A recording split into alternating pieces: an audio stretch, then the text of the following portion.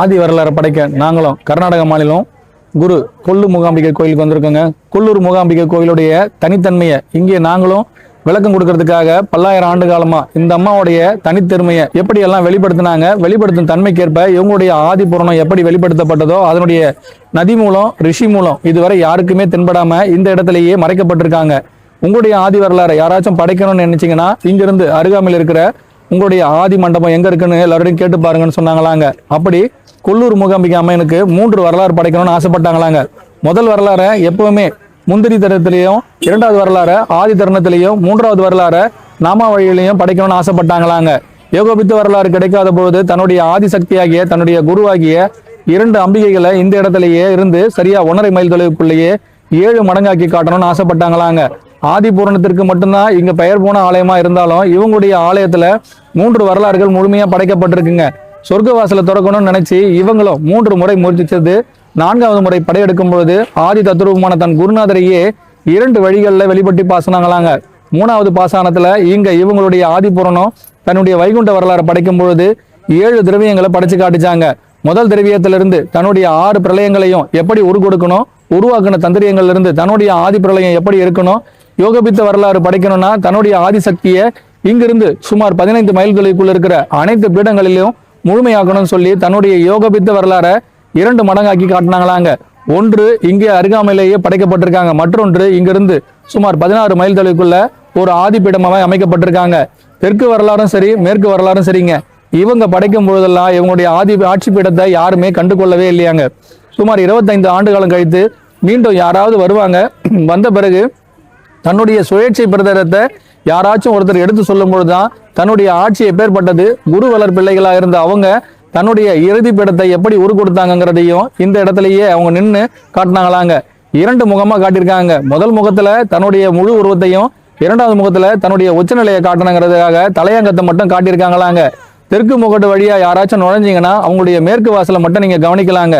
கவனிச்சுட்டு 2 முகம் இருக்கிற தாயாருக்கு இன்னொரு முகம் எங்க இருக்குன்னு கேட்டீங்கன்னா அவங்களுடைய ஆதி பீடத்தை அருகாமையில தான் நான் குடிக்கொண்டிருக்கிறேன், என்னுடைய ஆதியா என்னுடைய குருநாதராகிய ஆதி பீடாதட்சமி அம்மனையே கண்டுபிடிக்கலாம்னு சொல்லிட்டாங்களாங்க.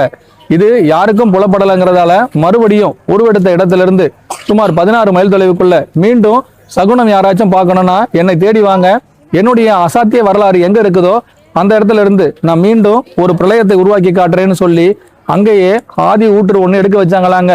அப்படி ஆதி ஊற்று எடுத்த இடம் தான் இங்க அருகாமையில ஒரு நதியா ஓடிக்கிட்டு இருக்காங்க. சொர்க்கவாசலுக்கு மிகவும் பெயர் போன ஆலயமா இருந்தாலும் இவங்களுடைய ஆட்சி கீழே சுமார் 6000 பேரை உருவாக்கணும்னு முயற்சி செஞ்சு சுமார் 13 - 18 பேரை உருவெடுத்தாங்களாங்க. உருவெடுத்த அனைவருமே வேக வைத்த கடலர்களா இருந்து வெள்ளோட்டம் பார்க்கப்பட்டாங்களாங்க. முள்ளும் மலரும் எப்படியெல்லாம் முழு மதியாகப்படட்டும்னு சொல்லி இவங்களுடைய ஆட்சியே தலைகீழ உருவெடுத்த இந்த ஆலய பணிக்குள்ள 8 பேருக்கு முழு ஆபரணம் சுட்டி கொடுத்த எங்க குருநாதர் குரு தவசநாதருடைய நாங்க பயணிக்கும் பொழுது அந்த அம்பிகை ஒரே ஒரு வரலாறு மட்டும் மீண்டும் எங்களுக்காக படைக்கப்படணும். அப்படி படைக்கப்படும் பொழுது இந்த ஊருக்கு நீங்க படையெடுத்த முதல் நாள் முதல் பாதம் படும் பொழுதே நாங்க உங்களுக்காக நீரோற்சவராக இருந்து முழு வரவேற்பு தருவோம்னு சொல்லி இங்க நீரோட்டத்தையே எங்களுக்காக பெருக்கெடுக்க வைத்தாங்களாங்க. தெற்கு வரலாறுக்காக மட்டும் இல்ல, குருவின் பிரதானத்திற்காக எங்களுடைய ஆனந்தத்தை நாங்க எப்படி காட்டணும்னு நினைச்சோமோ அதே பிரதானத்துல இருந்துதான் நாங்க எப்பவுமே எங்களுடைய ஆதி பீடத்துக்காக எங்கள் குருநாதர் வருகைக்கு 3 மூலங்களை உருவாக்கி கொடுத்த குருநாதரே வருக, அதற்காக ஆனந்த மழையை நாங்கள் பொழுது காட்டுகின்றோம்னு சொல்லி 2 மழை பொழிந்து 3வது மழை பொழியும் பொழுது உள்வாசல் வழியாக 2 பிரதங்கங்களை உருவாக்கி கொடுத்தாங்களாங்க. இந்த ஆலயத்துக்கு பிரசித்தி பெற்றவங்க யாராச்சும் வரணும்னு நினைச்சீங்கன்னா, உங்களுடைய முக்காலத்தையும் உணரணும்னு நினைச்சீங்கன்னா, உங்களுடைய ஆதி பீடம் எதுன்னு தெரிஞ்சுக்கணும்னு நினைச்சீங்கன்னா, உங்களுடைய ஆதி வேர் அதாவது உங்கள் மூலத்தையும் உணரக்கூடிய சக்தி எங்கிருந்து புலப்படணும், வேதங்களை படிக்கணும், வெள்ளோட்டம் பார்க்கணும், நாதம்னா என்ன, ஆதிநாதம்னா என்ன, சக்கரம்னா என்ன, உங்களுடைய பிரதான வாயிலிருந்து 8க்குள்ள ஏதாச்சும் ஒன்று அடங்கணும் அப்படின்னு நினைச்சாலும் அதற்கும் உங்களுடைய தானம் தர்மம் இரண்டையுமே 2 வேர்க்கடலைகள் வைத்து முழு ஆகமம் செய்து கொடுத்த குருவின் பட்டறைக்கு 8ஆம் நிலையை கொடுக்கக்கூடிய தகுதி எங்க இருக்கணும்ன்றதை கூட இவங்க முழு பாத்தியதையா கொடுத்திருக்காங்களாங்க. இங்கே 2வது பலங்கங்களையும் 3 கணங்களையும் ஆது முருகங்களையும் எப்படி காட்டணுங்கிறதுக்காக வென்றோட்டு கடனை முழுமையா தீர்த்து கொடுத்திருக்காங்களாங்க. தக்க வரலாறு படைக்கட்டும், தானமும் கொடுக்கட்டும், 7 கடல்களை முடிக்கட்டும், 8வது உருவெடுக்கட்டும்னு சொல்லி எங்களுடைய குரு பிரளயநாதர் குரு தவசோதநாதருக்காக மீண்டும் நாங்க நாகா வம்சாவழியிலிருந்து எங்களுடைய ஆதிப்பிரளயம் எதுவா இருந்தாலும் குருவின் பிரதான பட்டரிலிருந்து மீண்டும் ஒரு ஆகம சித்தம் ஒன்று வெளியிடும் பொழுதெல்லாம் இந்த அம்மனுடைய 2வது பாடப்பகுதியை முழுமையா வெளியிடுறங்க.